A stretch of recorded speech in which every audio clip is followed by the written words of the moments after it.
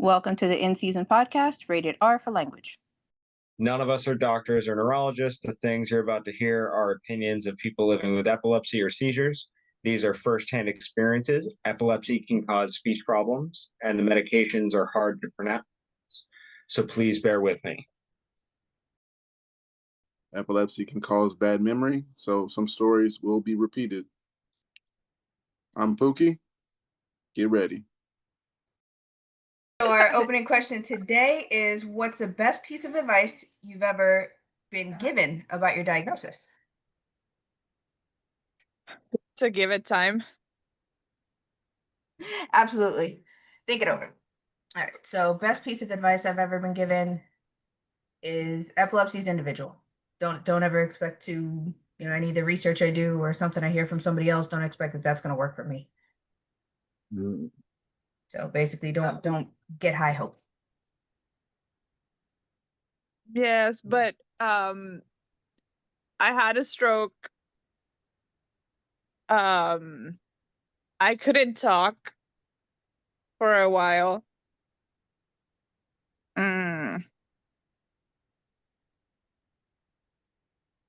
For a while means almost a year.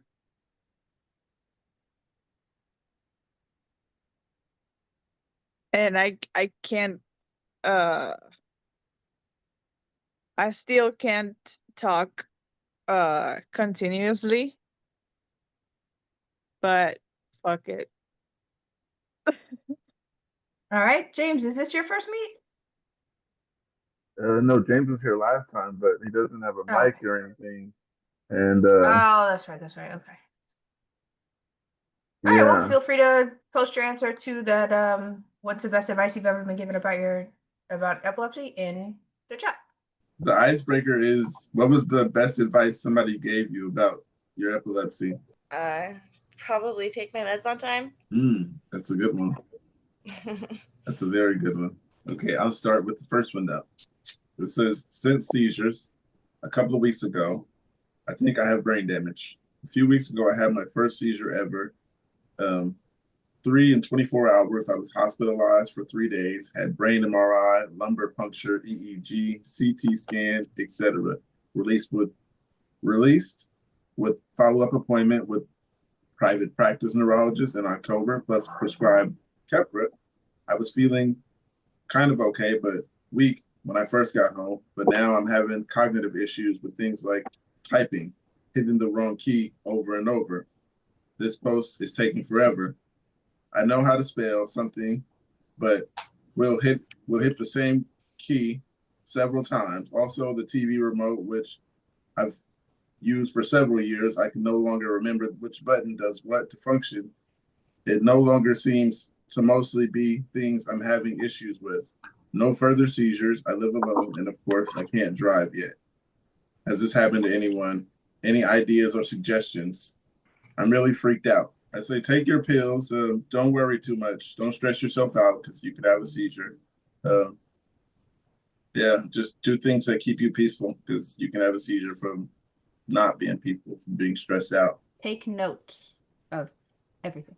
You said take notes? Oh, yeah, that is a good one. Take notes. Take notes of everything. Get the, what's that app called? It's some journaling app. Epilepsy. Oh, that's a good one. I heard about it. I think I downloaded it and haven't used it. But anybody got any advice for someone just starting out? They just had 3 seizures. It takes time. It gets better with time. It's going to be hard in the beginning. I can't say that. But one of the comments is, I'm really sorry to hear you're dealing with what you are. I'm on Keppra as well. When I first started taking it, was somewhat disorientating. It was about a month to get used to the side effects. Longer for others. My advice would be take it easy and journal everything that seems off to you. When you have to see your neurologist appointment in October, I would address every concern. I hope you get to feeling better soon. That's good advice since we didn't have much. No, but pretty much whatever he said. Yeah, take care of yourself, I say. But I move forward to another one now. kind of flying through them. You guys gotta help us out. It says epilepsy imposter syndrome. Sometimes when I have good periods where I don't have any focals, I feel like I've been faking it all. Then when I feel like shit, but it's not yet a seizure, I worry that I'm faking it because I want to have a seizure. Today I felt all types of bad, confusion, heart palpitations, just feeling of wrong. But I worry that I have read too much about these things during seizures and have been gaslighting myself into feeling them. I've also only had 2 TC seizures, what makes it feel less legit and like my epilepsy isn't that bad. I hate when that happens. Yeah, when you get the precursors and no seizure. Yep. Yeah, you're not tripping. Sometimes things like this just come with epilepsy, and I wouldn't say you just got to deal with it, but yeah, this is something that comes with epilepsy. Don't gaslight yourself. I think I've been there a couple times, telling myself that I'm feeling like I'm doing too much, but It's good if they're not having more seizures, even if it makes you feel like you're making it up and whatever. Having 2 tonic-clonics is not nothing, and you want to keep it at 2 if you can.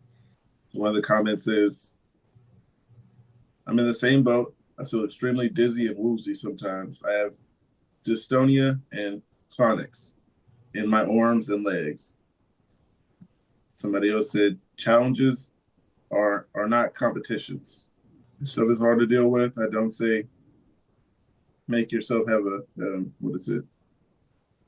Don't make yourself have a seizure over it. Is what I'm saying. People worry too much sometimes. With time, it'll get better. I say, all due in time. It's gonna get worse before it gets better. It's gonna get way worse before it gets better. I like those ones that always post the positive sides. They try to kind of, I feel like, adapt to your new normal. So be ready, have something close by just in case you need it. Know where your rescue meds are, basically. But keep doing your hobbies. If it's something not obviously dangerous. In other words, just maybe focus more on your accomplishments than what you can't do anymore. And that makes dealing with it a little easier. I just say do things that make you happy. That's what matters. Regardless of what anybody's saying. You follow everybody else's lead, you're gonna be disappointed and eventually have resentment yourself for listening to people, and now you're at the point where you're too far. Yeah, I don't want to vent with you guys, but yeah. Hey, Angel, can't hear you yet. Oh, sorry, I had it on mute. Oh, how's your day going? It's pretty good. I woke up pretty early today, and I think everything is getting like back on track on me. You know, Mm-hmm. like my days are getting back on track. Excopri is not doing as much fatigue these days. It's still doing its thing. Um, I noticed when I forgot to take it with the clonazepam, it wasn't as strong. So, like, I did wake up like 5 a.m. in the morning, but Yeah, I can't do 5 in the morning, especially when I can't sleep in the nighttime anyway. I was up at 6 in the morning, but 5 is too much. I have insomnia and I can't help it sometimes, and I just like sitting here like, oh, the sun's coming up. Forgot to go to sleep. Mm. I feel like I'm in jail. Until 2 weeks ago, I had been 11 months seizure free. Then yesterday, another one reared its ugly head. My doc told me it was provoked. A reason why, then it doesn't count. While lack of sleep is mostly like the culprit, I have enjoyed not having seizures and not worrying about every little thing. And now I have to pay attention to extra attention to all the things all over again. It just sucks. Somebody, I need some help. I had somebody else on here and they said they hadn't had seizures for so long, and then Yeah, the person was like, now I feel like I'm back to being a patient because I haven't had a seizure in so long. I was like, what do you mean being a patient? You're forever a patient once you have epilepsy. Um, but the same thing to this person. Don't feel like you're in jail. You're gonna have seizures. You can try and try, but get controlled. Once you get controlled, I'm not saying it's not gonna never be under control, because of course we got twisted under control. But yeah, take your time. Um, Until. yeah, I'll pray for you that things get better. And yeah, don't take my word for it. Seizures are there. Just be prepared. Unpredictable. Yeah, just be prepared. Because yeah, but also the doctor said yours were provoked, and yeah, since provoked for not getting sleep, um, that's also your fault. So yeah, That's victim blaming. I'm sorry. But I don't think that like sleep deprivation like that for living their life or whatever should. I didn't think that that was what counted as being considered provoked. I thought it was when it was induced under medical supervision, like at the VEEG studies. Um, but I think the doctor is victim blaming. I mean, I was just kind of joking when I said that, but like, it doesn't seem like that kind of scenario would be something that, like, from the legal framework, the legal standpoint, that is what gets you your driver's license rights back. I don't think that that's what counts as,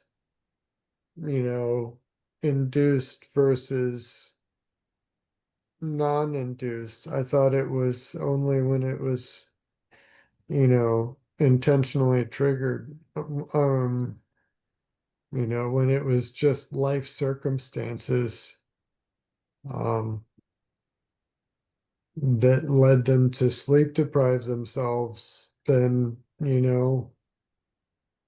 that's a breakthrough and they've got to live their life more carefully. Is what I would expect my doctor to tell me. Um, if but sleep deprivation night when I had my two seizures right at the very end of all of it, and they said, that was what was considered induced because we caused you to go through all of the stuff that led to this seizure.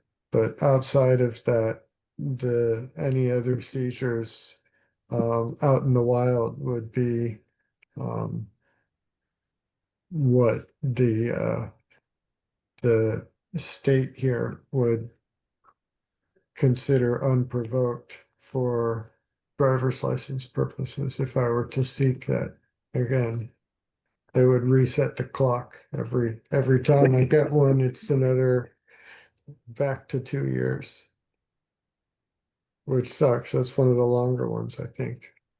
Yeah, that makes sense. What's up, Angel? I just wanted to add, well, kind of go off a little bit off of what Mark said because things aren't always as they seem, especially when you're a parent with sleep deprivation, especially when you're a parent of a baby, it's like you got to work on their time. You got to sleep when they sleep, and it's different with them. Um, and I learned that with when I was taking care of my daughter. You know, like the first 3 years, I learned that. it's like you got to sleep when she sleeps, and when she wakes up in the middle of the night, especially her first few years, she had colic. Um, I had to wake up in the middle of the night for her and stuff. And not every situation is you're looking for sleep deprivation, and you got to watch out for it. But yeah, sometimes it is like if you're up all night and you're partying with your friends, and that's a different story. But Have you guys ever had physicians kind of suggest it was your fault for getting a dose? Not yet. nope. That medication dependence is pretty strong on a lot of the meds. So Yeah, for I me, it's don't two think Every doses. time I've missed a dose, it has been my fault though, so I wouldn't blame them if they tried. Yeah. Just I was it's gonna say the okay if same I thing. blame myself, right? I think the ones that I've like self-provoked, like not taking my medication, those were my fault. So I wouldn't exactly tell them, or even there's no reason to tell them because like I missed my meds. That was my fault. I had a seizure because of this. But yeah, one of the comments here says, "You're not alone. I'm in jail with you." Another one says, "I know that feeling too well. As I got older, to feel those little things have have to be watched out for even more, or else surprise another seizure. This year I had to go through switching meds and finding a new med right dosage. I felt like I've been in this jail the whole year so far." I'm sorry you feel like that. Another person said, "I use CBD oil every day, and every time I feel the aura, works 95% of the time, as well as EPAM. You can get a hold of a cannabis clinic and they sort you out. Officially think that I may have epilepsy. I am not professionally diagnosed. Hi, so I had my first seizure at the beginning of July. Then about 2 weeks later, I had another seizure, and it's about 2 weeks after that, almost three, and I have another seizure. I did a concussion. I did a concussion in the beginning of June from some head trauma brought on by an assault. The ER doctor thinks that could have been aiding these seizures. I've always been someone who lives very stressful environment, and my nervous system is out of whack behind it. I have been diagnosed with anxiety, depression, bipolar 2, borderline personality disorder. For the first time in my life, I'm experiencing seizures. The doctors keep telling me it's due to stress.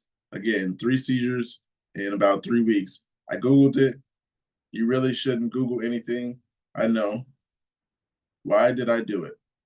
And it says when it's frequent like that, that epilepsy may be diagnosed. I don't want to be epileptic. I mean, I don't know anybody who is, but I really have to be trying. I really have to be really have to be independent and get my life together for me and my 15-month-old child. I'm a single mother and I'm really trying to start my life to support my son and I. I don't want to be depending on anybody or anything. And if I have seizures like this, I can't get a car. My son has seen me have all these seizures. And I hear the way that he calls out for me. The last thing I'll hear before just a feeling of exhaust overcomes. I'm so tired, very, very tired. There's a neurologist in my neighborhood, but he's the only one he's only around 3 times a week. His availability isn't until later in August. I have that appointment, but it's just so hard to know right now.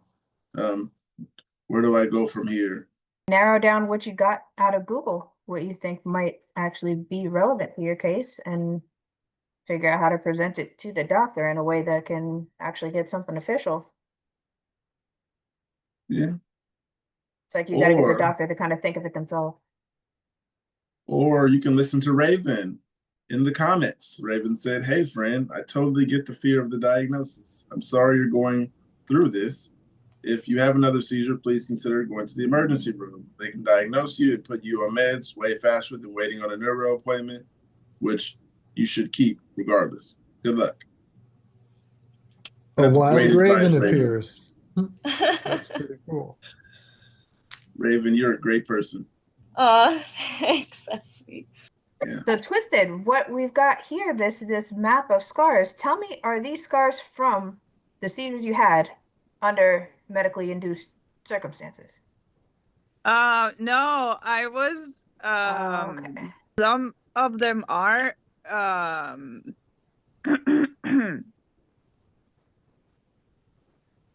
but some of them aren't. Yeah, that's rough. The one from the craniotomy still doesn't even like grow hair the same. I feel like I'm always doing comb overs on this side. Mhm. Yep, right in the front. Yep. So that's like the perfect line for a little headband. No, and it hurts Oh, when really? craniotomy, because they put a whole lot of thing. Uh,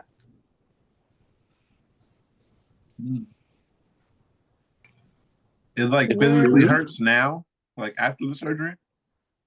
Oh, no, they put a thing as big as my hand, like this.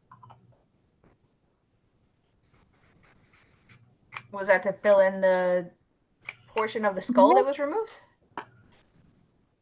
And Okay, I so was during the healing. no, they still left a thing about a gap Oh, for them to grow, um for it to grow, uh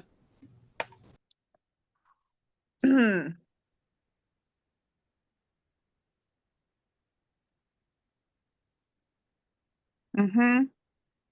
okay. So they left it to grow and that never happened.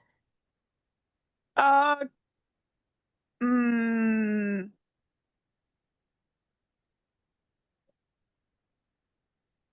I'm trying to figure that out. Maybe that's why I have this random pain. I mean, it's more towards the top, so it doesn't, it's never the part that's on the pillow, but that does kind of feel touch it. awkward. That's what I mean. If I touch it, it hurts. But and this is exactly where you're supposed to put the magnet to do the data transfer. So that's when I always feel it. Oh, okay. But yeah, maybe that is. I don't know. Now I kind of want to see my own scans or some kind of imaging. Okay, so another interesting study that I thought you guys would appreciate is the point of this one. It was done in Australia. Oh, you want to see my nanny cam? What's the footage? Uh, Oh wait, are you talking about the footage or actually the camera? uh, actually, the camera. Yeah, Oh, sure. okay. Go ahead. Show and tell Tuesday. That's interesting. Oh, Mark's got one over there. Oh, there's Mark's. Yep. Oh, that one's probably got a good view. Yeah, mine is This right is here looking at me. the whole bedroom. It's got a view from the bedroom door all the way to the bed now. So Cats ever I unplug it? adjusted it a little bit. It was kind of focused centered on the bed, Oh, but Twisted if up it there too. had turned Nice. a little bit to the right, it would have caught like Ah, my whole yeah. big thing last Sunday instead of just kind of the tail end of it. So yeah. Um, strategic aiming is important, not just the placement. So that's my takeaway from this whole experience. Your cats ever unplug it? No, not yet. Oh, okay. I don't think that they will. I think that that's It's threaded behind a tight place. I think it's cat proof, but now you're gonna Well have placed. planted a seed that will make me paranoid and keep me Oh awake no. while I'm trying to Now, sleep. now you have Literally Mark hanging thinking, over my head at night when I'm trying to go to bed. So thank I'm you. sure it's plenty secure. Yeah, it should be Okay. fine. Yeah. So this Australian. Oh, go ahead, Raven. I mean, Twisted. Mark, I came on late. I just Oh, wanted to Angel. say welcome back from your EMU. Thank you. Yeah, it it was uneventful, no seizures. So, yeah, the nurse at the monitoring unit said that based on what she saw at the EMU, I showed her the video and the write-up of my whole experience. And she said based on what she saw there that she doesn't think that what happened on that Saturday was a seizure. So I don't know. I don't know what I mean, first off, I guess I'm pretty pretty secure in like I don't need her to consider it a seizure to know what happened. But aside from that, it seems like it should be on her to explain what would have happened, what would have caused that kind of symptomology and um explain how it happened because the only other thing that I can think of would be a strong case of serotonin syndrome. And I was not doing boatloads of ecstasy. I was getting ready to go to bed. So I You were just getting ready for chicken wings that day. chicken, yes, burning hot buffalo wings. So I don't know, maybe the serotonin from the anticipation and maybe the chicken was just that good that it pushed me over the edge and I just started flooding myself with serotonin. Love that chicken, man. So Maybe the sauce. yes, yes, the whole combination, I mean, all of it. It's just, it's just wonderful, the heat of it all. Just lean into the pain, That the burn. concoction. Yeah, it's a Gimme, beautiful gimme. thing. But you're on the list to get a pepper package. So I've got Mhm.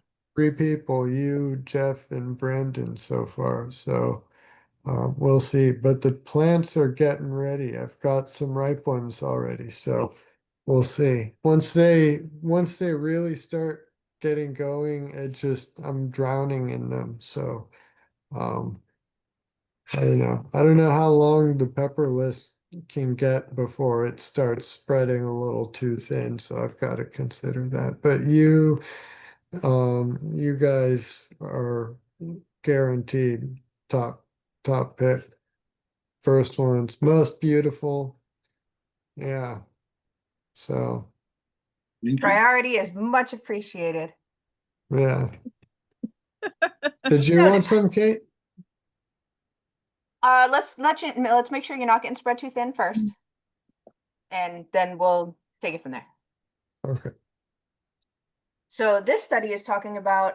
I wanted to look into it because I never assumed that medical professionals would ever admit to their treatments just not being enough. That's kind of what I thought this was going, but they're saying that 2/3 of people with epilepsy can become seizure free with appropriately selected ASMs, anti seizure medications. Adherence is crucial for achieving seizure control. Unfortunately, treatment gaps prevent many people from accessing or adhering to those medications, we aim to understand the factors that promote and hinder adherence. And what they came up with was a few key points here. HCPs felt busy lifestyles and shift work were linked with forgetfulness and young age and male gender influenced health prioritization. So what do you think about that point? You think guys tend to just kind of blow it off? Pull it off. Any less adherence in that gender? I, as a female, No answer from the guys. Go figure. None of the as men a are female, speaking to it. Yes, please. I don't think. I mean, think I was No, diagnosed Angel, it's young. okay, Angel. Just let Twisted finish. Yeah, I'll let.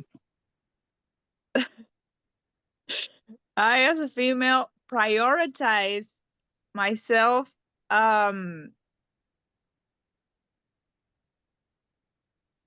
uh first. Prioritize is the synonym of putting yourself first. But when I say I have to take my medications, my husband is in panic mode. Goes in panic mode. I mean, just assuming that you're talking about like emergency meds. No, uh A regular dose. When you miss a dose, he's angry, right? yes. Understandable. Yeah, they don't like seeing it. Come to find out. No, I'm just kidding. Yeah, that's it's traumatizing.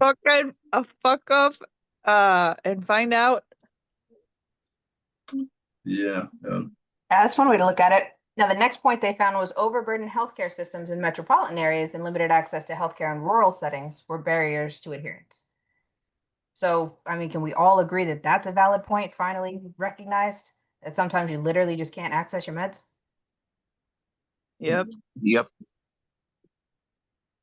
And all too many times when they put you on the benzos and the controlled substance, you can't even refill it until the day you run out if you take it as Mm-hmm. prescribed. So it's impossible to take the medications as prescribed. Well, even Not. taking it as prescribed, you can run out if, as prescribed says, as needed, and you needed more than was prescribed in that 30-day window that they gave you. I mean, they're way stingy with the number of tablets that they give in each bottle these days now, too. Unless you've Yeah. had like a long running prescription of like daily tablets, they don't want to give more than a dozen tablets really in one 30-day window. And that's, I get that. I mean, I do, but it's frustrating at the same time. So does anybody else agree with the point they made that HCPs found ASM adherence may be facilitated by adding those to existing routines? Like always taking your pills around the time you brush your teeth or using these reminders on the phones. You guys have had luck with that? Yes. And no. Yeah. No, I rely on the reminders on my phone for everything. But if I Yeah. don't have my phone on me, then I Well, have reminders on my phone. I have reminders like everywhere for me. I liked using the Apple Watch too, Mark, but for some reason, I think I just had it too tight, and this annoying little lump won't go away now. I Oh, literally I have to don't do use things Apple like, Watches. yeah, I have to do stuff a different that's way. I screwed up with the watch. Yeah, no, I'm not cool enough. I've got just a Fitbit. I'm not cool enough for an Apple Watch. Yeah. No, I think Um, I was using one of those elastic wristbands, and I just let it fit too tight or wore it too long. I think it more had to do with like wearing it overnight. I shouldn't have done that. I mean, they're built to track your sleep, so wearing it overnight really shouldn't be an issue. I wonder if the difference in the wristbands, um, I wonder if you have a metal allergy and the contacts that they have for measuring, skin conductivity, have a different alloy that maybe includes something. Nickel is a very common metal allergy, and it's definitely conceivable that nickel could have been included in those contact points. It's I don't know. But something to consider. I don't know if you've ever been um uh tested for any sort of metal allergies. I The have only not. reason I think I'm safe from the metal allergy, I'm in this situation anyway, is because there's, I haven't been wearing it for months and it's still there. It's a little lump. It was never redness, swelling, any like typical allergic reaction type symptoms. I wanted Okay, one now the of next Is those. one. it like Yeah, go a ahead. like a cyst under the skin? Yes. Or yeah, Yeah, I think just like a whatever those joint doctor or joint specialists are, that one of them drained it to begin with, and now it's not as obvious. But if I look, if you look at both wrists next to each other, you can still see it and can definitely feel it if I'm using it basically. I hmm. wanted an Epi watch, but you need a prescription for those. Wait, You what are watch you need a Okay. those? prescription? Yeah, it's like an Epi watch. It's I think it's called Epi watch. Where do you get it from? They're really expensive. Oh, the ones Uh, that are $500. Yeah, Oh, like they won't even let you buy it off the website. Like they say you need a prescription for it. mm-hmm. so it's like $500 with like advertised with The all kinds basic of one. discounts and stuff for the like medical, being a medical device, like the company is giving you all kinds of patient discount material and stuff to get it at this lower price. Or Yeah, I should just look for myself, shouldn't I? Why did I? Yeah. Um, what was it? Like epilepsy, EPI? Epi monitor, yeah, what it's called. Yeah, it's just Epi monitor. Has a time on it, 7 days battery life, and seizure alerts. Yeah, I take an Apple Watch. You get the time, you get phone calls, and all that extra stuff. Seizure monitoring, though that's interesting. That would be, I wonder how well it does at really detecting them. I'd imagine that, a big tonic clonic is dramatic enough that you would need a lot of like special um additional investigation, but I wonder if it can detect like focal or absence. yeah. That's what I would wonder. Yeah, and on this one, the bracelet is I mean, it's elastic, so you can put it on any size waist, wrist.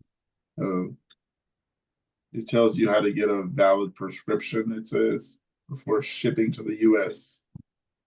Your healthcare practitioner can use our prescription template. Mm. Seizure forecasting? First of its kind study to develop a seizure forecasting algorithm using real world data collected with groundbreaking wearable technology. I mean, that makes sense.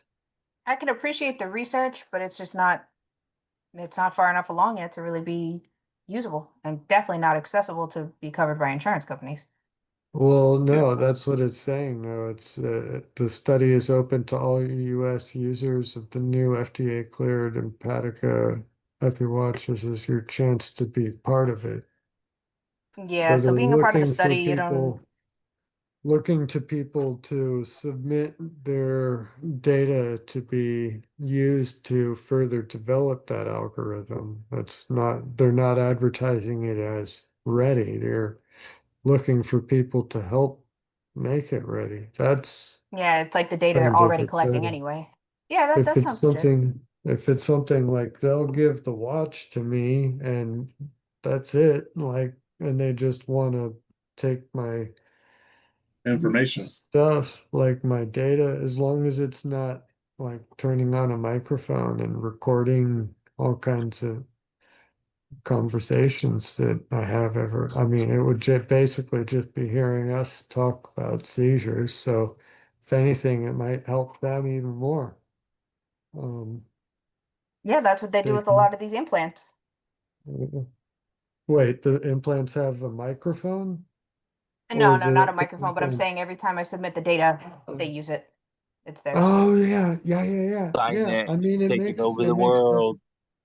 That's how they're I mean it's all research for Connected. these neural network type um I don't like to use the term AI because it kind of comes with these Yeah, just go um NeuroPace.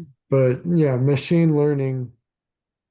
It's really interesting though because the AI. way that they built these neural networks, the reason that they gave it the name neural network is because it was the concept was um, created based on um, the concept of the way neurons connect with each other and fire.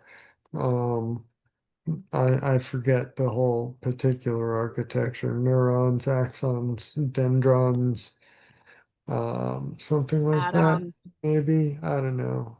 But um, there are these individual points Dendrites. that activate and send the signal based on certain criteria. So they set up these little conceptual neurons in the software and develop a little um, equation in that neuron that says when to fire, and based on whatever inputs it's getting from whatever other neurons, it fires its signal to those, and they just have a shit ton of those all connected to each other, and that's how they develop little equations for all of those and how they all communicate to each other, but they're basically building brains like ours. So, Yeah, it sounds like they couldn't get any more personalized than that. yeah, it makes me That's wonder awesome. if these programs can have seizures like we do. If that's what these Well, AI It's all hallucinations are, connected to like the the matrix. gibberish coming out of I ChatGPT. don't want a computer program to have a seizure because who knows what could go wrong. It's Yeah, that called sounds a really bad. glitch. Yeah. Twisted, you gotta tell me that's not a cigarette. You calling out the Matrix? Come on. Wow. All right, well, that's your theory. So, this last point I thought was pretty funny. They're saying that establishing strong patient-clinician relationships and providing personalized medication information were felt to facilitate adherence. Has anybody ever been more likely to take their medication if they have a nice doctor? Yeah, Okay, that's maybe exactly what that I is a did. valid point. Because my neurologist, I had him for 20 years. So when he was like, "Oh, I think we should do this," I was like, "Okay, yeah, you know what you're talking about. I trust you. You've gave me a decent medication before." He didn't suggest Keppra, so I was like, "Okay, I can do that. Well, I'll listen to you." But then again, like I said, I had them for 20 years, so eventually you get a relationship with someone. So That sounds you were used to your doctor already. But yeah, I don't. I have to think about the medication now. I have to think about my liver. I have to think about a bunch of things before I'm like, okay, I'll take it. So, Angel, maybe you fall under this point. They're saying that they consider seizure frequency, severity, and the type as an influence for acceptance of the epilepsy diagnosis and medication adherence. So, do you ever feel like maybe sometimes these meds are doing more harm than good in controlling your seizures and kind of less willing to take it? Um, I always think they're doing some type of harm. You know, they are in fact messing with our brains. You know, they're introducing chemicals into our brains to try to like eventually slow down the signals in our brains. But and one fine point to make with this, and I'm sorry, it's Kepra. Look what Kepra did to the world. um is you know they can it's not like I couldn't control it maybe when I was under 18. Those were my parents saying I had to take this, I had to take that to control my medicine. I mean, my seizures. But as an adult, yeah, it's like I got to look at it. I looked at Depakote, and as much as I remember Depakote on the first time I was on it, which was over 2 decades ago, um, I was seizure free for 3 years. Well, grand mal seizure free at least. Um, I was looking forward to it. It would not have worked with my liver issues. So that was a big no for me. Yeah, that's understandable. And at least if you see a doctor, they notice those issues and don't even recommend those really concentrated medications that couldn't cause more damage. I guess that's where they're coming up with the theory of stronger patient relationships.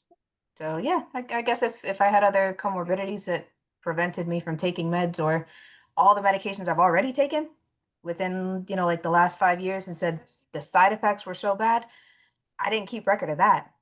So for the doctors to notice before I have to kind of do my own research and make sure they don't try to prescribe something that I've already taken, that yeah, I guess that would be a building block for trusting that doctor. I got But yeah, I something. was glad they go ahead, go ahead. Says mental health. Just checked into the hospital to get a referral for mental health care. Been very suicidal, bleak outlook. Everything is out of my control anyway, so why not? Anyone else dealt with this? My first time looking for medical care about this. I have TLE and RNS and active epilepsy for 20 years now. Yeah, I've dealt with not the healthcare part, I mean the mental healthcare part. Actually, I talked to a therapist, but not about epilepsy, it was just about my life in general. Um, yeah, I don't have an RNS. I don't have TLE. I have had epilepsy for 20 years, so we're kind of common there. Um, yeah, those thoughts. Yeah, I've had those thoughts. I've been told I had those thoughts of, yeah, jumping off of balconies and stuff. But I'm past that point, so takes time, but medication helps eventually. Got to this point where I feel good about it. Having not so many a year. So I feel like I'm doing pretty good. Just got to get to a place where you're comfortable with how many you're having. I'm not necessarily comfortable, but coming from a whole lot more than 5 a year, I'm comfortable with having less than 5 a year now. I feel like that's a achievement a little bit because my seizures were way worse than they are now. Once I started caring about my health, things changed. One of the Yay for comments, Cookie. yeah, thank you. Because I was running wild. I didn't care about the medication, sleep, nothing. But I got a comment here. It says, I have missed a semester of school because I was suicidal. Still am sometimes. DM for epilepsy Discord link. Somebody said, I want to grow a place so we have somewhere to go where people fucking understand us. You laid on that one. Another comment says, vent your feelings to the group. You have support here. While support and reassurance from friends, family is awesome, it's incredibly difficult to understand the dad to day concerns. I'm assuming that should say day to day. The day to day concerns and struggles one with epilepsy deals with. Wishing you the best. Someone else says, I've been very emotional now about me hating my epilepsy plus suicidal thoughts. I don't tell my doctors I feel suicidal because I don't want to end up in the ER. A lot of the epilepsy medications include black box warnings for um, suicidal ideation. So it may be medication side effect. It may be something worth actually bringing up to the doctor, not in a like They will still try to sweep it under this the is rug. something I'm taking, not in a this is something I'm taking seriously context, but a this is something we need to change here because it, assuming it started with the medication. Um, I don't know. I only caught like about half of that, to be honest. So kind of made me Yeah, I mean they all have their own risks, but I just hate to feel it's like the same with every medication. You got to figure if it's going to be worth it, even if it controls a couple less seizures, like Pookie was saying. I mean, I would see myself as managed if I could get away from more than like 2 tonic-clonics a year. The focals, yeah, as long as they don't get any more severe, last longer, happen more often, I can deal with like, one of those a week. But everybody's kind of status or standards for what counts as managed is different. Mines are far from managed or controlled. I can say that. Otherwise, I'd be in denial. My seizures are far from controlled, and I know it, and I'm working on getting better with that. You guys, you can't So be in maybe I should denial. stop. I don't know if I should stop trying to convince myself that 5 surgeries a month is managed. Because that's the direction I'm headed right now after talking to everybody here so much. Yeah, like you said, everyone's definition of managed is different. But then we got Kevin over here that's managed and controlled. How you doing, champ? Hey, how's it going? All right, I'm gonna ship you a championship belt. I seen it on Amazon. You can decorate it and stuff. Um, All I'm right. gonna put 7 years strong. In a few months, 7 years. Yeah, that's right. All right, that's dope. I know somebody who hasn't had a seizure in that long. But one of the comments of this also says, I also have TLE and RNS, and I have been in this position multiple times. Good on you for seeking care. Also, your neuro for referral, ours was sent to a psychiatrist with experience working on neuro patients. You're not alone. Strength to you, my fellow epileptic.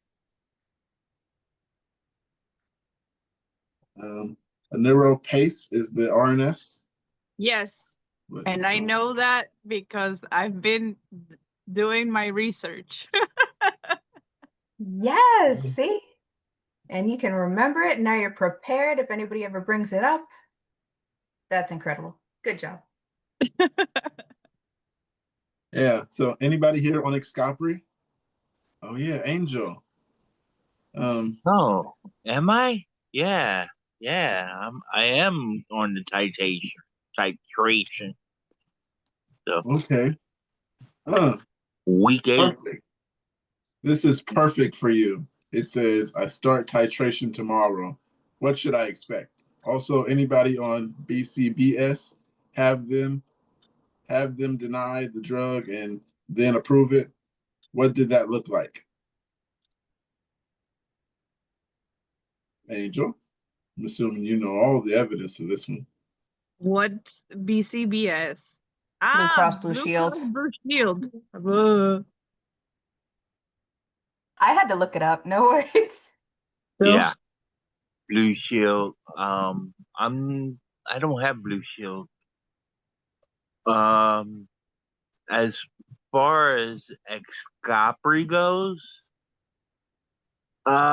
you definitely want to take it at nighttime or start a routine at nighttime, basically to take it.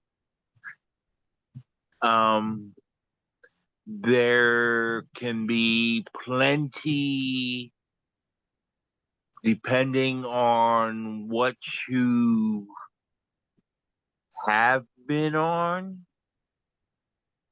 or are taking, of side effects that can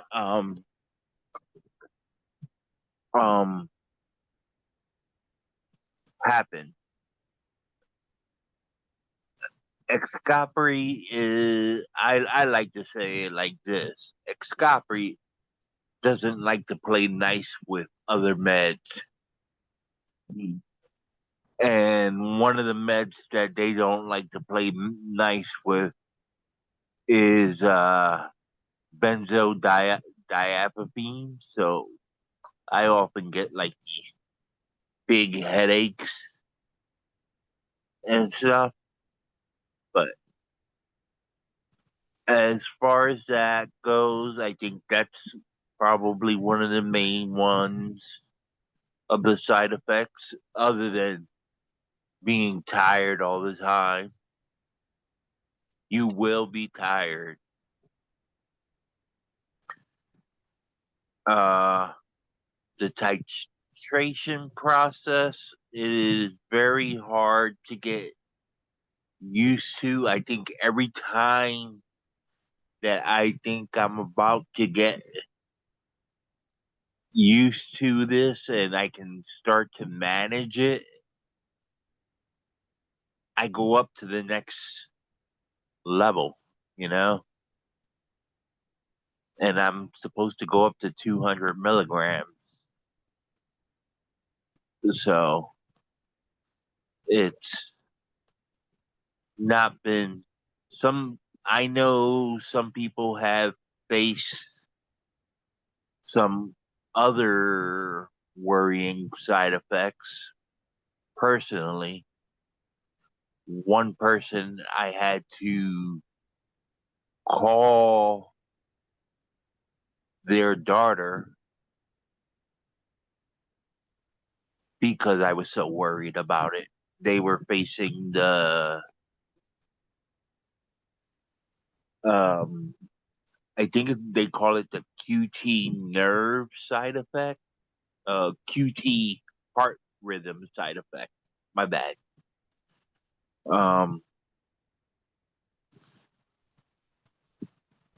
because she sent me a text that day, and her heart beat more, like her heart more than doubled, and I was just like, this is scary.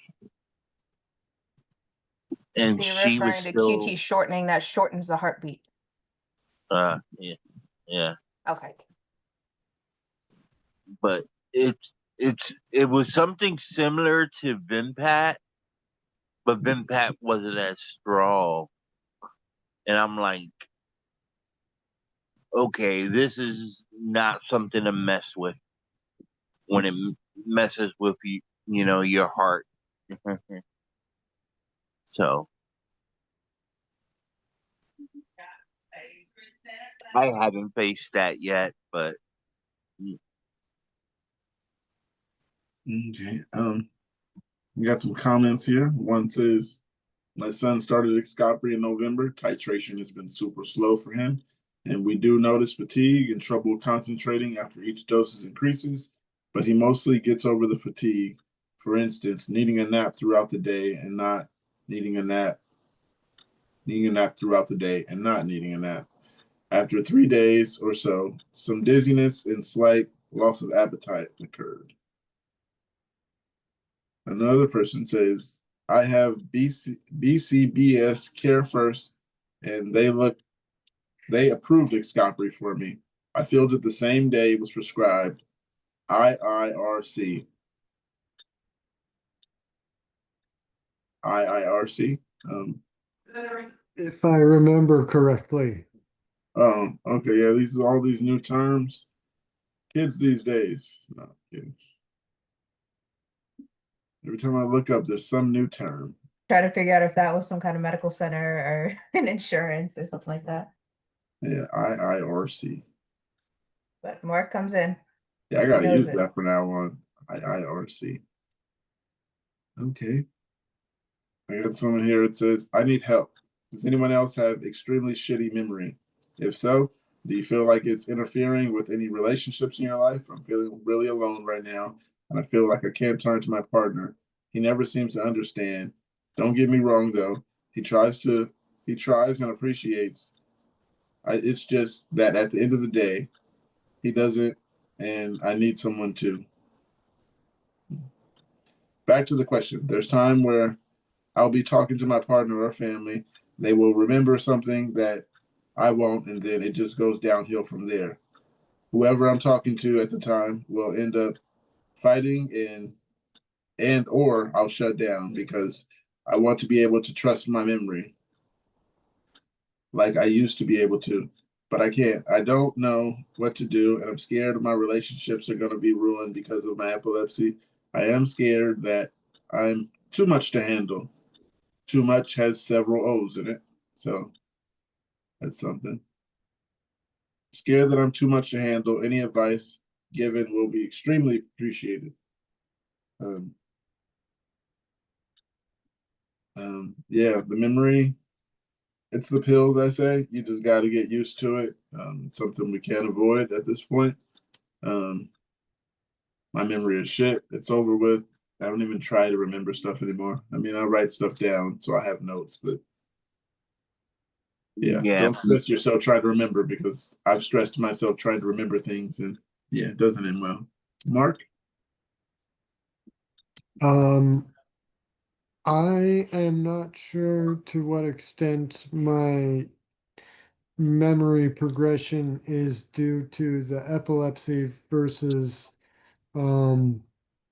the epilepsy medication side effects, how much is seizures versus meds, but also just natural aging. Like it's normal for memory to decline with age.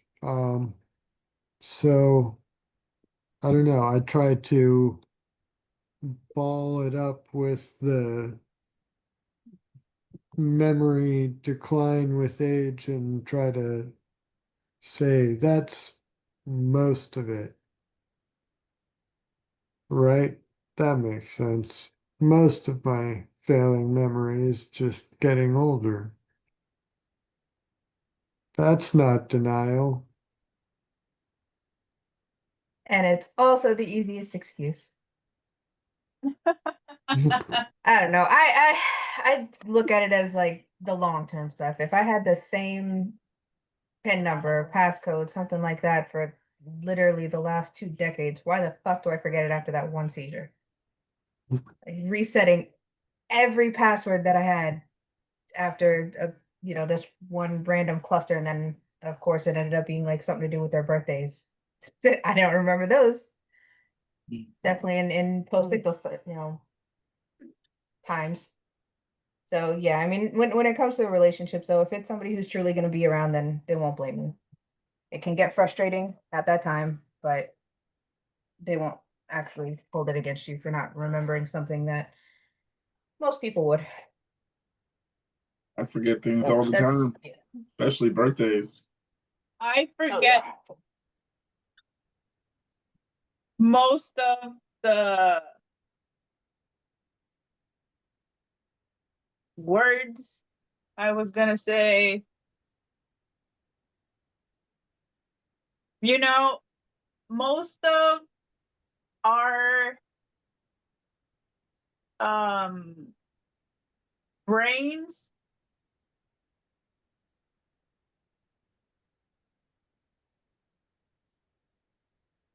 oh most of our brains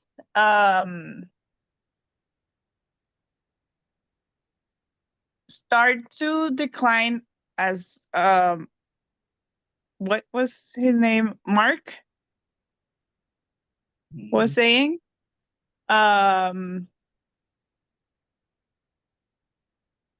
with age, as Kate said it.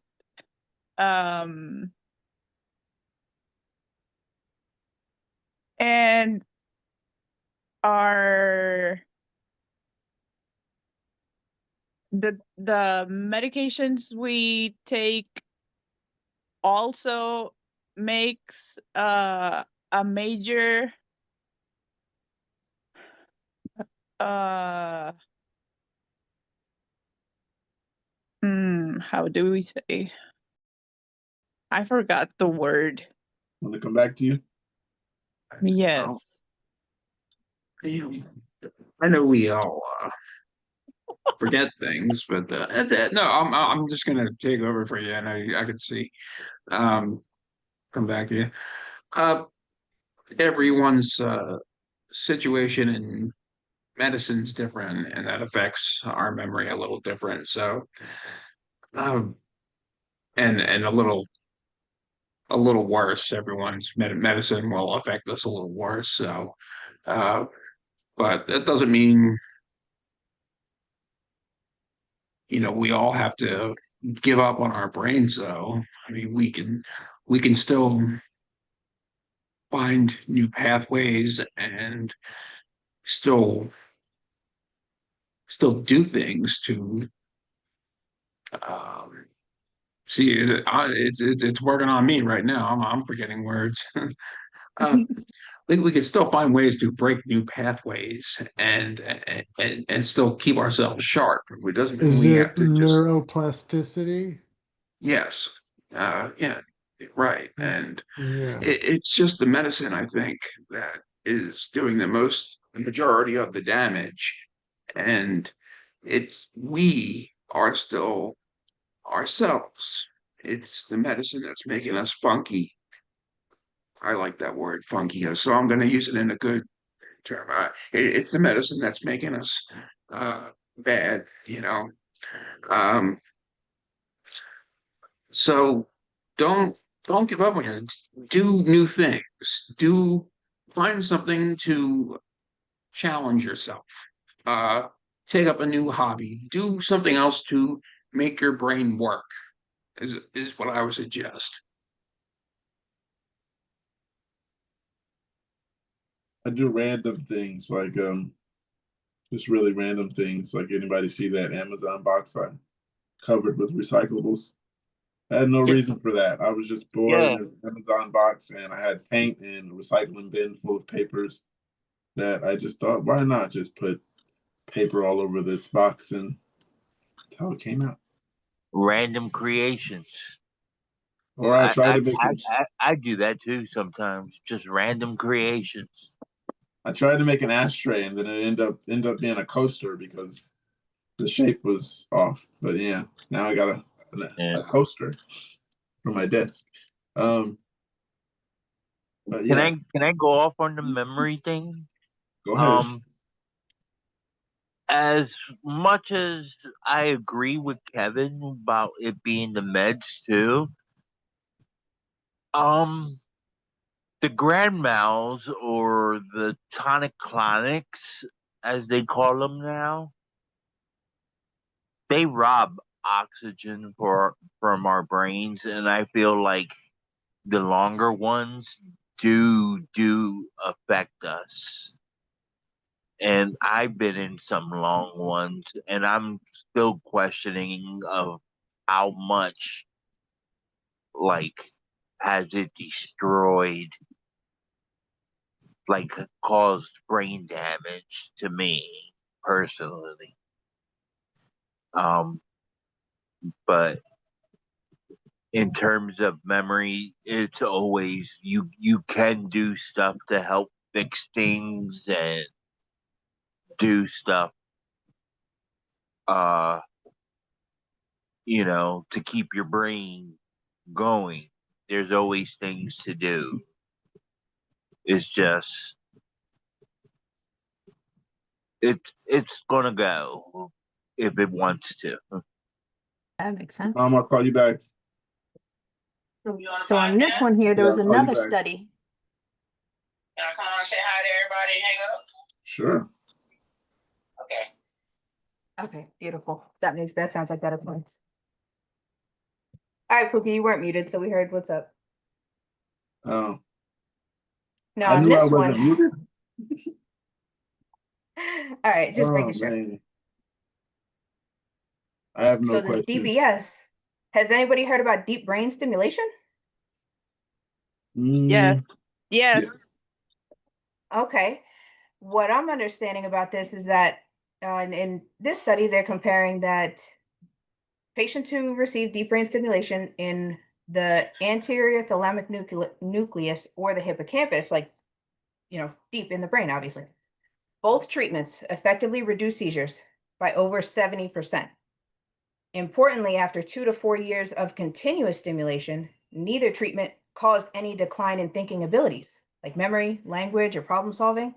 And that's something that these RNS and a lot of these other implants right now just haven't been out long enough. So we don't know what percentage of patients that have like the VNS continuous stimulation or the RNS that's responsive, but it tends to be stronger. I'm getting the impression, but we don't know what that's doing to the rest of our brains. And this DBS, that sounds like they're studying just a lot more before it becomes a go-to solution. And it is long-term seizure reduction, no significant cognitive decline. And target selection can focus on seizure control without risking cognition. So maybe that's kind of where the bigger concern comes into play, that it would still get all your focal points and not even touch the rest of the brain if your seizures aren't starting there. So glad to see that things are getting a little more specific. But they do the map braining before the surgery, and it hurts like a bitch. What exactly do I they heard do? it from a friend. Mm. Oh Lord, oh dear God. Yeah, you've got to be awake and like lucid through the whole thing. Mm-hmm. So yeah, when they drill through your skull and place Oh, the man. electrodes deep inside there, they want you to know it's happening. Mm-hmm. And the surgeon asks you, do you feel a tingle? Did you feel that as it's going on? Yeah. Yes. Yes. Yeah. Um, Kate, you taking over? No, I was just agreeing and surprised that I remembered that when I heard a surgeon talking to me. I can picture the blue sheet and For some reason, I don't know why I thought that was a C-section for a while, but now that you guys are bringing that up, I think that was actually this surgery. I But they thought have you the blue sheet in the same place. I thought you would take over and do the icebreaker and all that. Oh, that's right. We do have some others that are here. Okay, so that icebreaker now. Okay, no, I remember it. What was the most important advice that somebody gave you about this diagnosis? And Kevin, I don't think you got it right. Did you answer that? Kevin didn't answer. Okay. So, wait, going on? The icebreaker, you didn't get it when you came in. Nah. Okay. Shoot. What's the best advice someone's gave you about your epilepsy so far? Okay.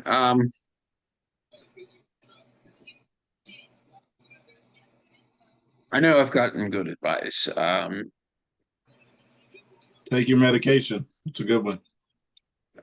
Yeah, that's definitely one. The BNS was a good one, but a lot of people have been good influences. People, the doctor just said you got to stop drinking, and that was true. I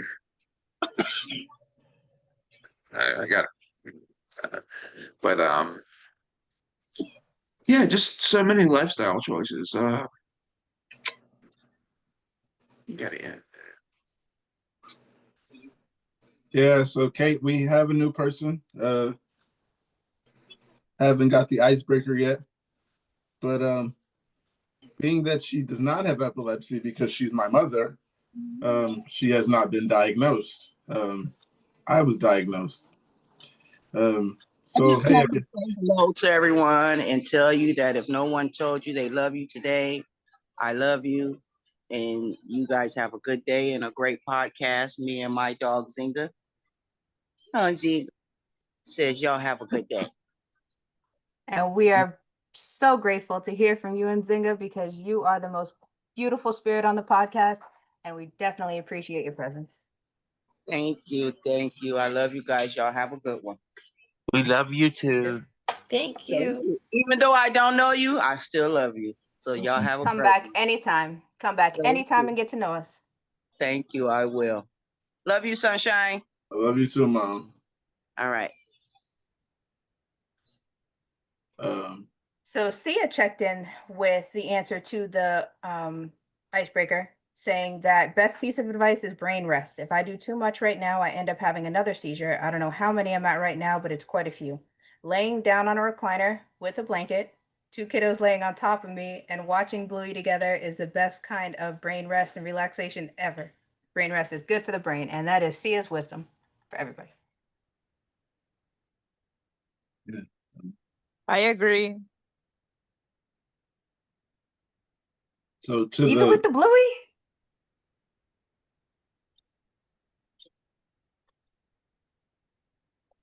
Sorry, that was just me debating Yes, child shows. Which ones are worse? Yes, but in my time, where are the Teletubbies?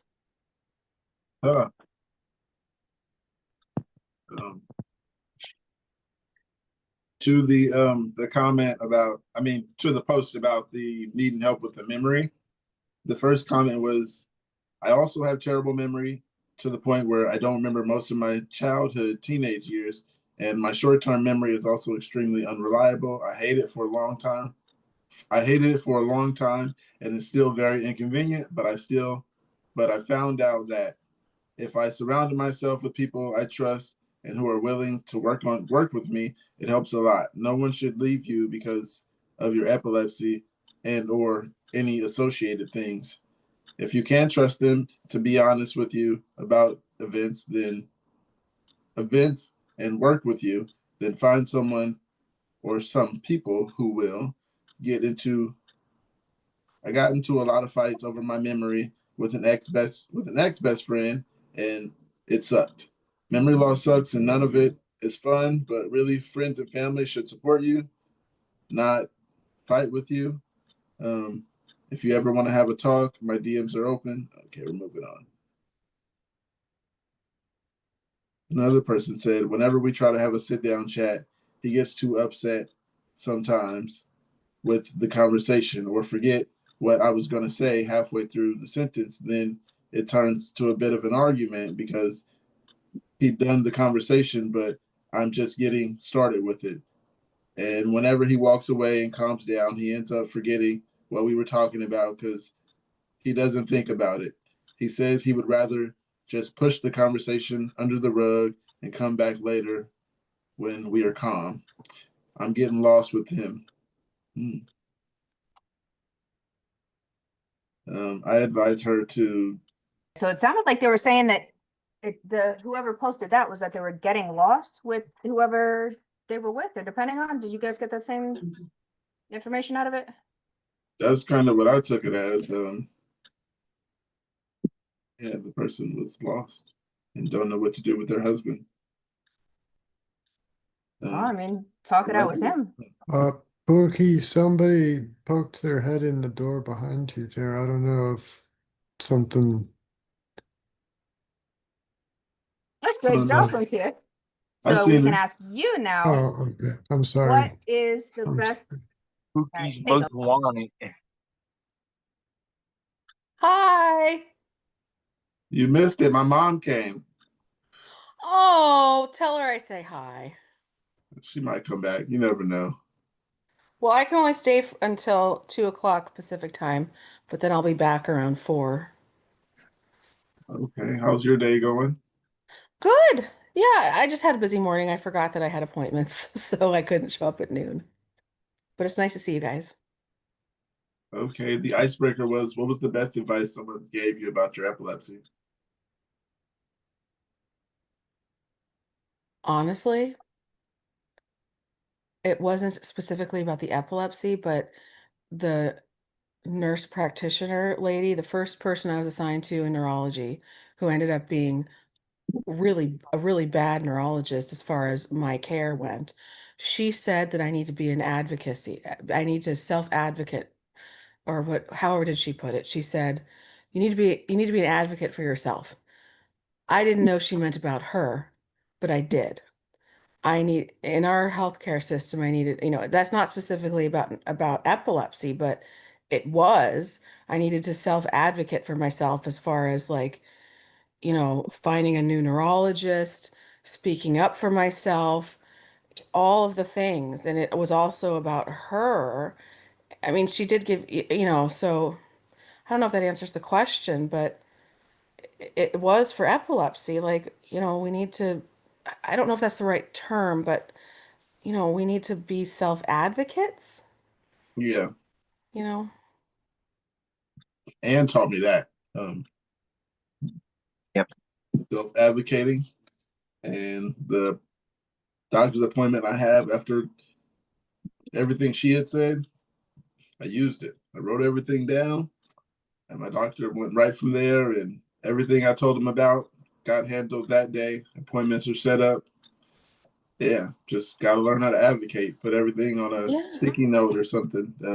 And then I ended up, I ended up getting a neurologist that I really, really like. I hope I can stick with him. He's awesome. Awesome. Wish I had an awesome neurologist. I wish you all did too. He's great. Now, he's full. It's hard to get an appointment with him. Our last name is very similar. I'd like to joke around that if we got married, what would our name combination be? I'm not going to tell you guys what my last name is. You might have seen it when I logged in sometimes, but I like to joke around what would our last name combination be because it's funny. Yeah, I seen your last name, I think. But I'm gonna move to the next post. It says, oh, that was the one we just went through. Forgot a dose of lamotrigine. I missed the nighttime lamotrigine last night and maybe the night before as well. Do I double the dose tonight and tomorrow to keep my levels up, or just take the regular dose tonight and tomorrow night? I take lamotrigine. Just resume taking the medication as prescribed as soon as you realize. If you realize you've missed a dose, take it as soon as possible unless it's closer to taking what would have been your next dose. If then, just take that next dose, but never double up your medication to try to compensate for something like that. Great. I was going to give the Sorry, opposite advice. I was going to say I double dose sometimes because I forget. No, I never double dose. That's no. Yeah, I never double dose, especially the benzos. I've snoozed my alarm so much until you don't get any more snoozes. So then I'll forget that I snoozed in my last snooze. And then I'm like, did I take those pills? And yeah, then I'm like, I don't know. I'll take another one just to be sure. And for some reason, later on, it'll come back to me later on that you did take those pills. Now, if I accidentally thought I didn't take my pill and for some reason, the pill case is empty or whatever, and I can't remember, then I will be like, okay, I got to take this pill. But I will never double dose. Okay. The Motridrine has done me some good.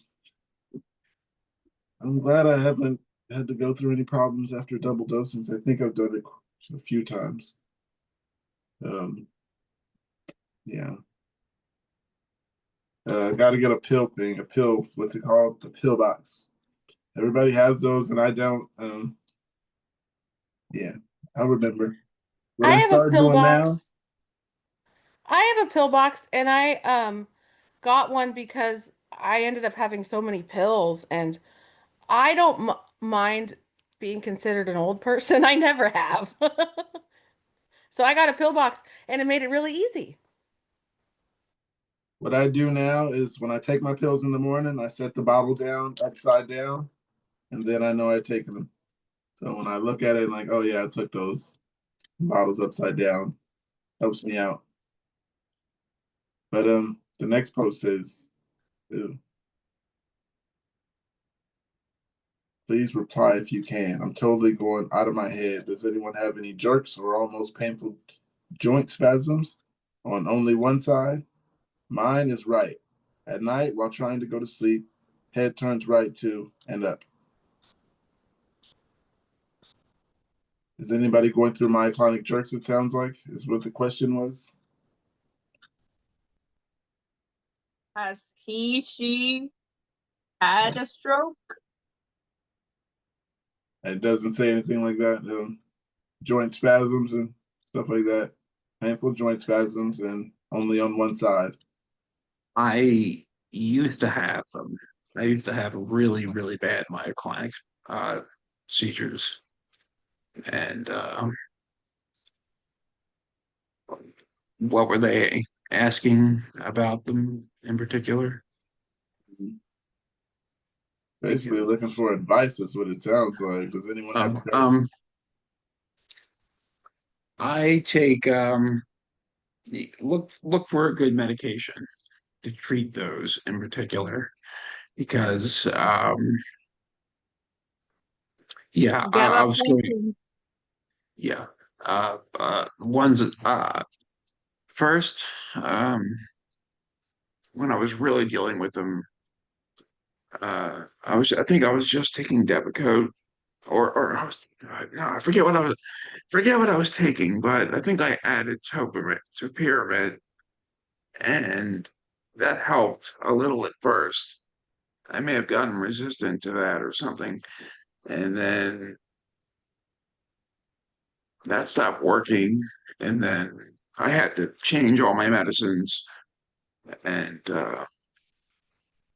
that's when I got the VNS because they were just completely out of control, and yeah, then now I'm on Depakote, topiramate, and benzo, and the VNS. Yeah, they were just way out of control. I couldn't do it. I couldn't like function or so out of control. Yeah, but my advice would be look for and ask your neurologist for something that would treat myoclonics specifically. The first comment said, if you're right-handed, the part of your brain that controls motor functions is the left hemisphere of your brain. So if your seizures, for instance, spasms, only happen on the right side of your body, the seizures likely stimulate the left side of your brain, thus jerking the right side. The part of your brain that controls movements is the frontal lobe. If you were to speak with a neurologist who wants to find out where your seizures come from, they will look at your left frontal cortex 90% of the time. That's where the problem starts. Another person said, yeah, my auras are usually on one side of my body, especially when I'm trying to fall asleep or trying to wake up. It varies one side, but my right side is the most common. Most of my aura migraines are on the left side, though, which matches with what other comments have said about which part of your brain controls which side of your body. But you're definitely not alone in this. One more. Oh. It says it's all on the left side, left hand, left arms, numb and twitching, left leg, twitching left, eyebrow, and left side of my lips. When I have a TC, my head turns up and to the left. I don't know why I look to the left. Yeah, that's rough. Yeah, there's certain parts of the brains that control certain things, and they can identify. Your specialist can identify where the focal point is, especially if you have an aura. And I was reading about it yesterday, or was it the day before? But it was like certain auras, like especially like hallucinations, like auditory hallucinations and stuff. Like we all heard of like phantom smells and stuff being auras. Mm-hmm. Well, certain like auditory phantom sounds can also be an aura too.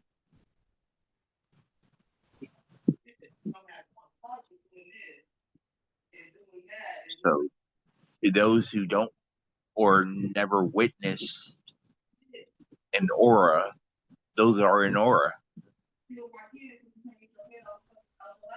And then have you guys, like, how many of you have had a like a hallucination before you go to sleep as an aura? Anyone? That is an aura too. Those are visual hallucinations.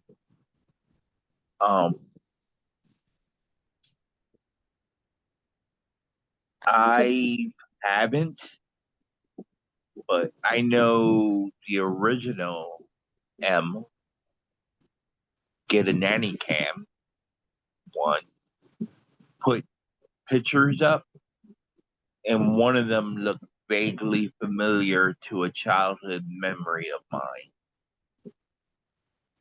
Well, because I don't know if I want to bring this up with my neurologist or not, because I have never had a hallucination before except for one time, and it was when I was extremely stressed out.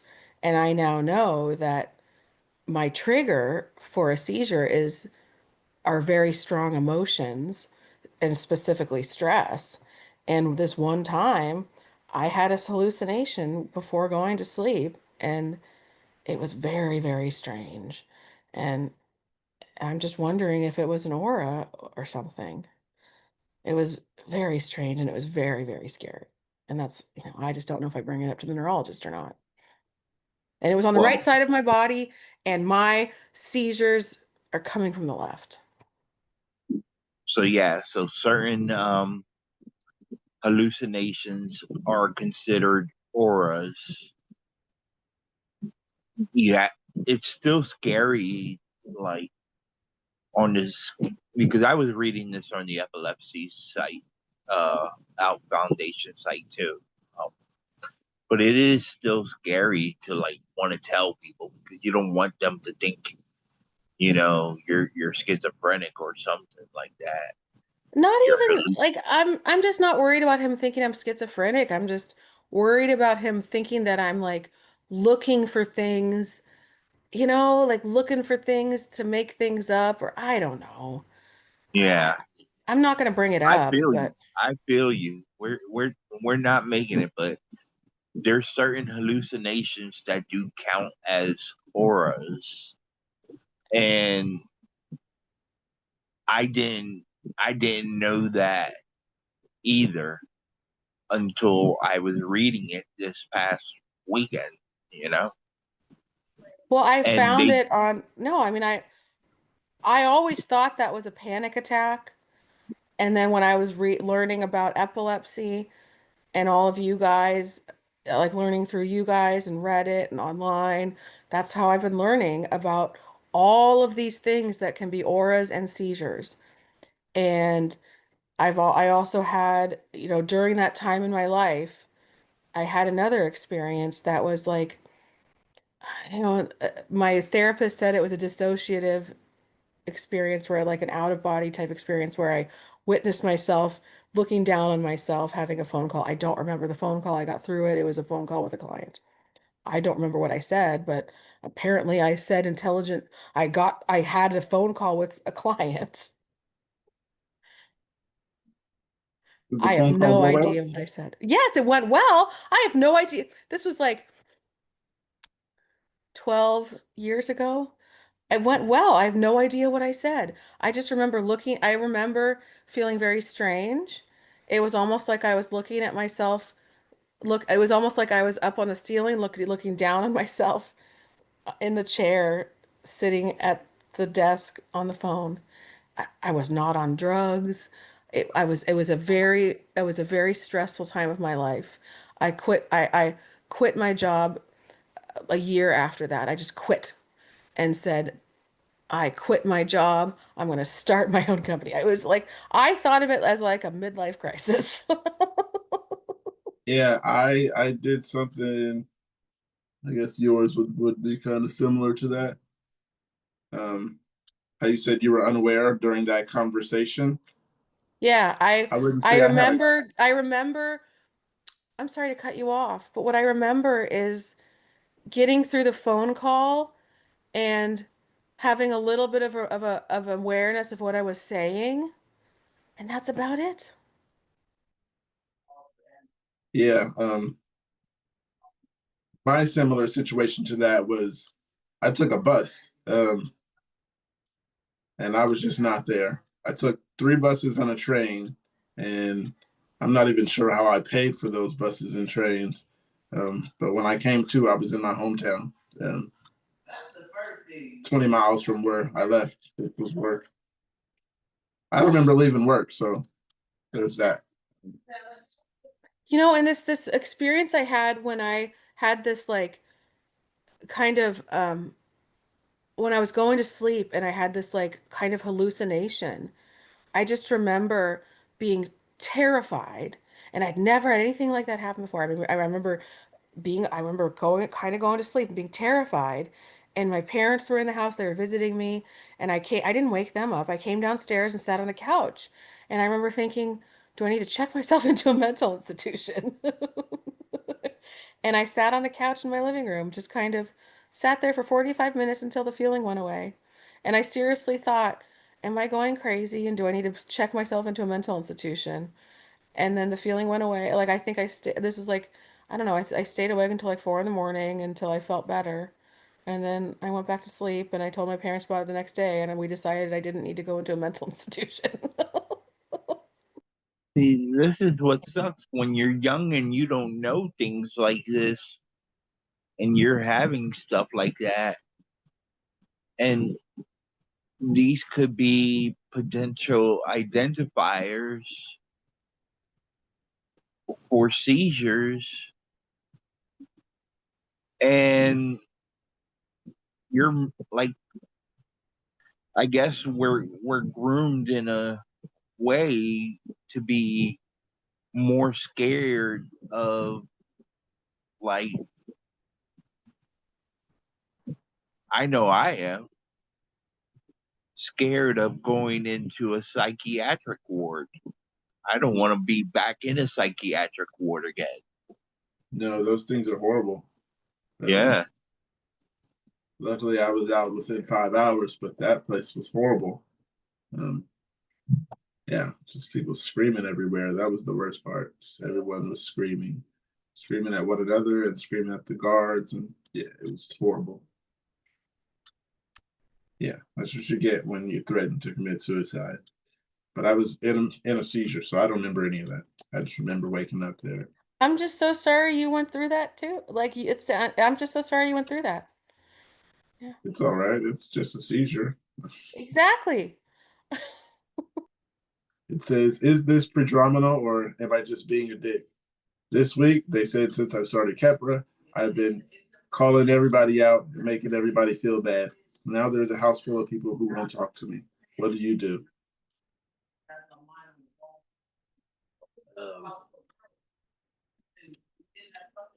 Like going through a Kepra rage is what it sounds like. What do they do? Apologize. Oops. Yeah, just apologize. Let them know it's the Kepra. Yeah. Every time I realize that I never, like, hit anybody or stuff, or I may have got loud, but when I realize this isn't me, it's like, it's always, I'm apologizing when I was on Kepra. Same here. Well, I mean, not on Kepra. Just always apologize when I'm coming out of a seizure. You gotta calm that down. One of the comments says, doesn't have to be one or the other, could be both. If you mean prolonged anger or irritation after a seizure, I get that way sometimes, but I can also be a dick. So someone else said, it could be anything. I don't know where in the world you live, but here it's suddenly cold, dark at 7 p.m. and suddenly gloomy. It's grumpy. It could be also be work, school stress, relationship stress, or all the above. Sometimes I just have to let it out, and once I'm all good, holding it in usually makes it last longer. I take Kepra too. Hello. How's your day going? It's gone. You look kind of tired. Yeah. Yeah. She's tired, but she looked like she's smiling today. Looks like she's trying. She's trying. The icebreaker today was, what's the best advice someone gave you about your epilepsy?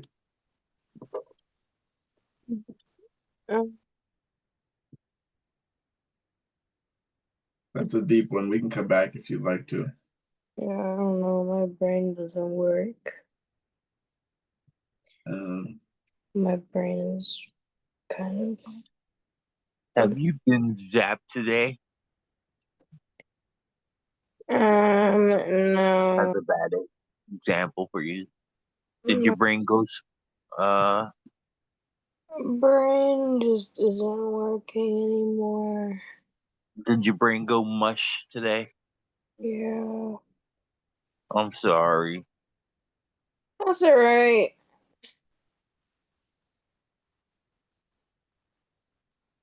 All right, so that thing that you guys were saying a little while ago about That face knowing that makes we the act thumbs out of up character. like Oh. super convincing. That's what I was thinking. I'm All glad you right, smile so about it. thank you for showing up. You are the best at making the best out of a bad situation, always. With that Yeah. thing you guys were saying a little while ago about when you find yourself apologizing for acting out of character, but it's because of the meds. Anybody ever kind of rolled their eyes at you with that? Like they don't believe you? Yeah, yeah. I've been told, oh, you're just trying to say it's the medication. No, I'm All the just time. All the time. Yeah, but the inverse is kind of a little bit more annoying when I'm angry and I have an actual valid reason and they just say, "Oh, you're just overreacting because of the medication." Like, I know that I do that, but that's not what's happening now. Like, it feels a little too dismissive, like too blanket of a dismissal, you know? Please take your medication as prescribed or whatever works for you. We're not doctors.